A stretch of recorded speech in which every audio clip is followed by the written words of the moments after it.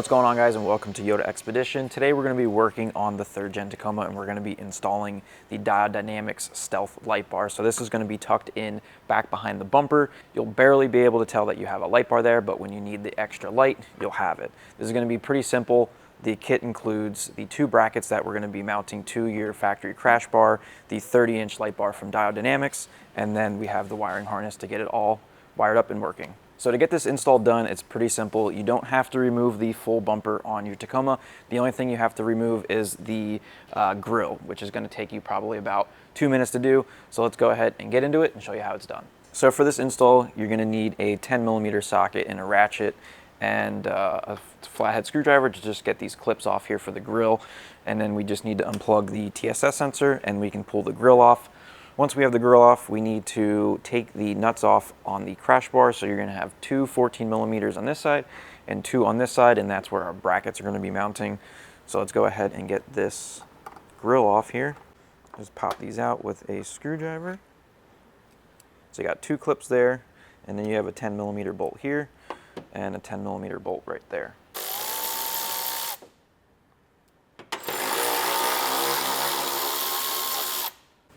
Then right here we have the plug for the TSS sensor. So we'll go ahead and unplug that. And then you have to undo this clip right here holding the wire.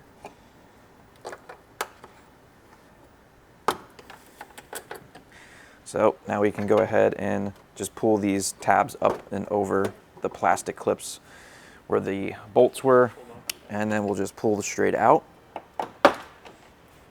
on that side and do the same thing on this side.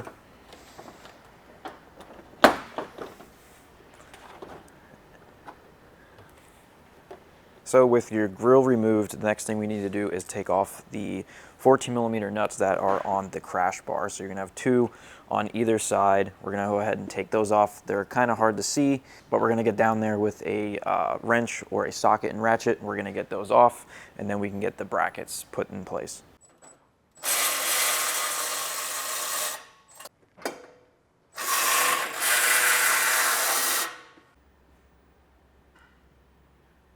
All right, so with those 14mm nuts removed, we can now take the brackets and get those in place. This one here is going to be the bracket that goes on the passenger side.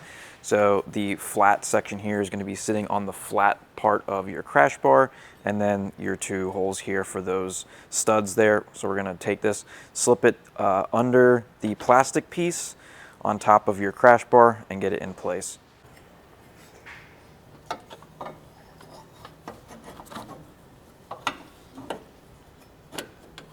You want to make sure that this piece goes underneath the structure. And now we can get it slid back in place and on those studs. Just like that.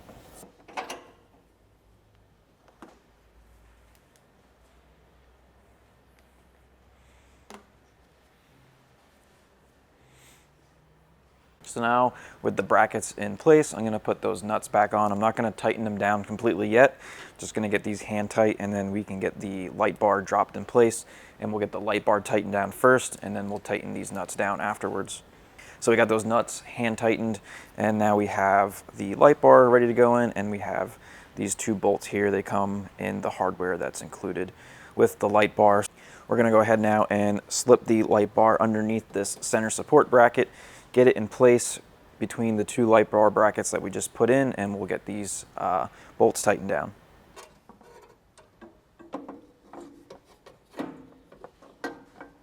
So this part's going to be a little tricky. You have to try to get that bolt through that slot, which is pretty far forward. And now we're going to have to try and get the threads started onto the side of the light bar.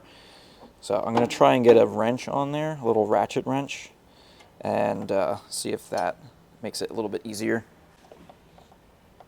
I'm going to pull this radiator shroud out and just see if it helps give me a little bit more room to get that bolt started.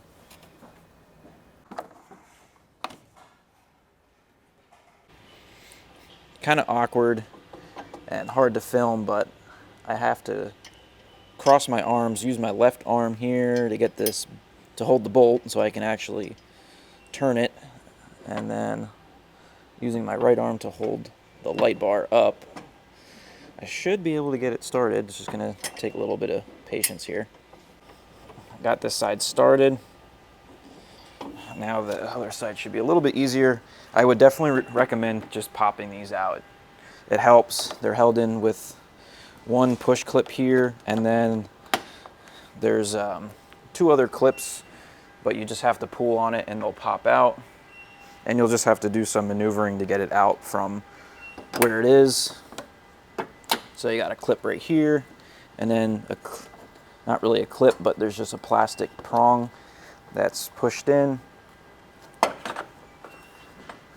And watch your AC line over here. This one's going to be a little trickier because of that. There we go.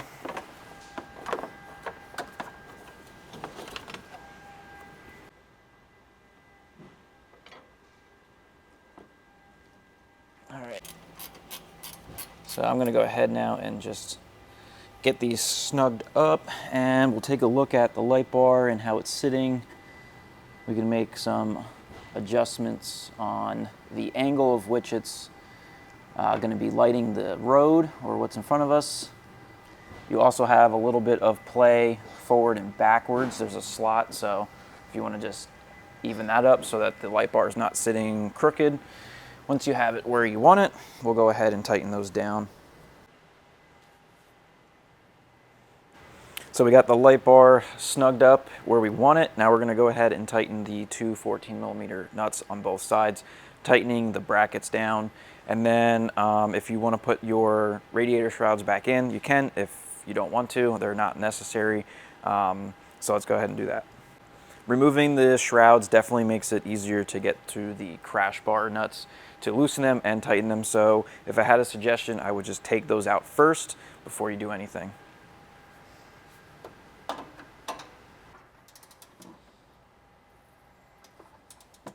So with the light bar finished up, we can go ahead and put our radiator shrouds back in, and we can get the grill back in, put all your hardware in, and plug back in your TSS sensor. And then you can go ahead and wire up the light bar however it is that you plan on wiring it.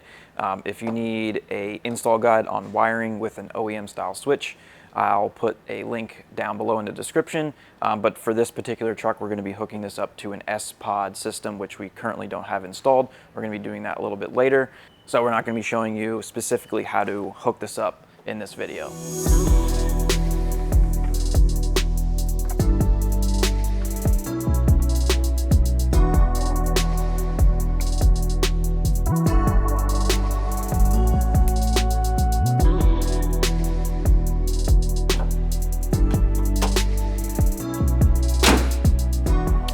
All right guys, that's gonna wrap up the install here on the Diode Dynamics Stealth Light Bar Kit for the 3rd Gen Tacoma.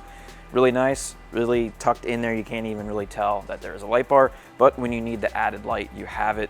If you guys have any questions about this install, make sure to ask us down below in the comments. And if you wanna grab one of these kits for your Tacoma, you can get it at yodaexpedition.com. You can click the link in the description. Thanks for watching, we'll see you guys on the next one.